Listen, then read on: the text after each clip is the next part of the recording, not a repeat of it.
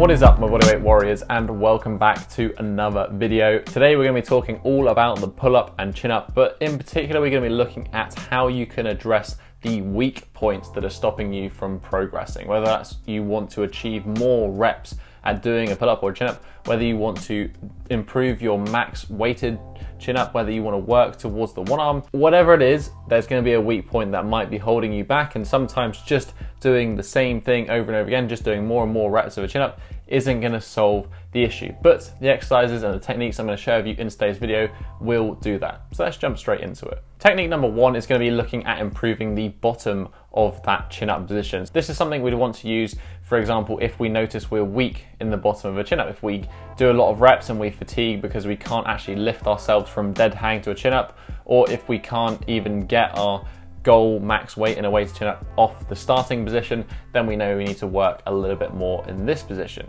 This one is often neglected because people will generally not control the negative portion of their chin-up, especially not all the way to dead hang, and they kind of drop that latter quarter movement of the chin-up. So what we can do to solve this is we can focus more time and attention in that bottom portion with something called a 1 1/4 rep pull-up. To do this exercise, essentially we're going to do 1 1/4 reps of a pull-up for every single rep we have counted.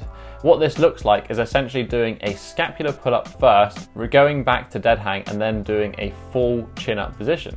This means we're going to get some extra time under tension, some extra work done in that bottom position, the bit that is weak for us, but we're going to make sure that we incorporate it into the overall pattern, the overall work, which is our chin-up in general. This can be done with pretty much any variation of a chin-up or a pull-up that you want to do. Essentially, we're just going to add some more emphasis on the bottom portion of it. Because we're essentially doing more than one rep for every rep that we do, you will be able to do less in total, but the amount of work will be done specifically in that weak point, which is going to help you out. I personally find the key to this exercise is focusing on the pattern of the pull-up or chin-up itself, focusing on letting the scapula initiate the movement by pulling back and down into the scapular pull-up, and then taking that same technique into the pull-up when we go to perform it in the full range of motion and the full rep. So this one's a great one for just generally improving your technique.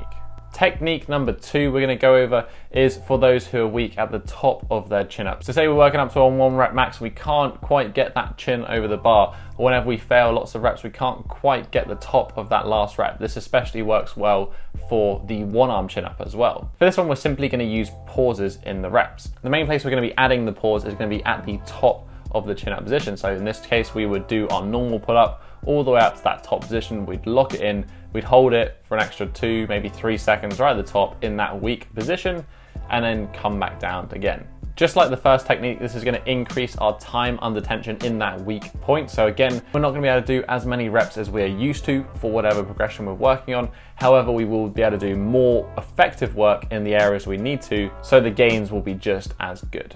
Much like the 1 1/4 pull-up, technique is key here. When we're doing those pauses in the top of the chin-up position, we don't want to be just rounding the shoulders and holding that position and relying on those biceps.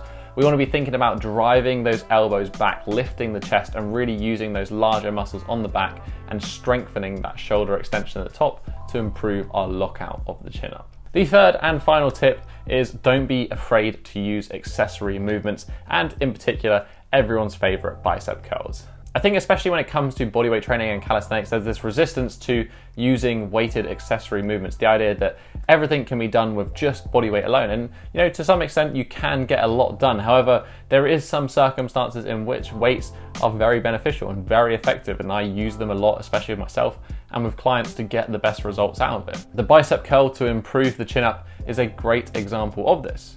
But I'm not just necessarily talking about doing reps and reps and reps of the bicep curl. Yes, that will help with your chin up, it will help with getting some bigger arms, but we need to be more focused about this just in the same way as we're more focused with the first 2 tips. So let's look at the first example, the one where we're weak in the bottom of the pull-up position. We can use a exercise variation for the bicep curl called a Scott or a preacher curl. This is in which the arm is supported in front of our body and we can perform a curl in this position. And that's because when we're at the bottom of a pull-up, our arm is also going to be in a similar sort of degree of shoulder flexion.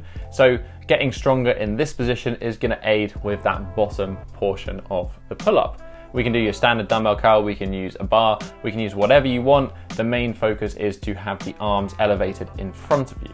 But what if the issue is that we're weak at the top of the chin up? Well, we need to kind of apply the same logic here, and we'd use an exercise which would be an incline bicep curl. So for this one, we would be lying on a bench. We'd set the bench to whatever incline we fancy. 30, 45 degrees tends to work pretty well.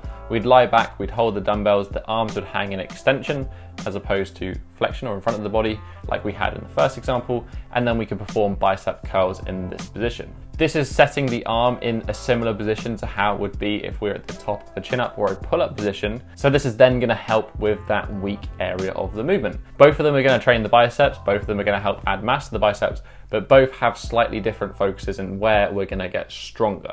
And that is the overall principle of today's video.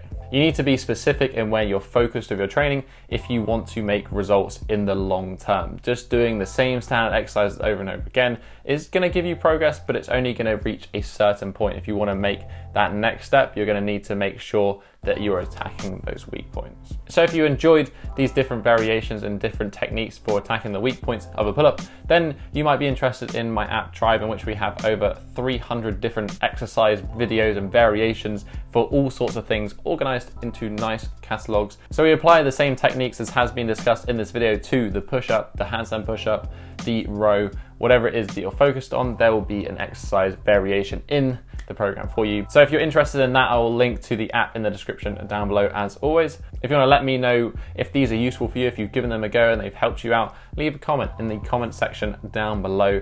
Whilst you're down there, you can also hit that thumbs up button and support the channel. I'd highly appreciate it. And obviously right next to it is the subscribe button if you want to join the Bodyweight Warrior Tribe as we rapidly get to 300,000. That is a big number. But that has basically been it for this week, guys. I'll catch you in the next episode. Have a strong week and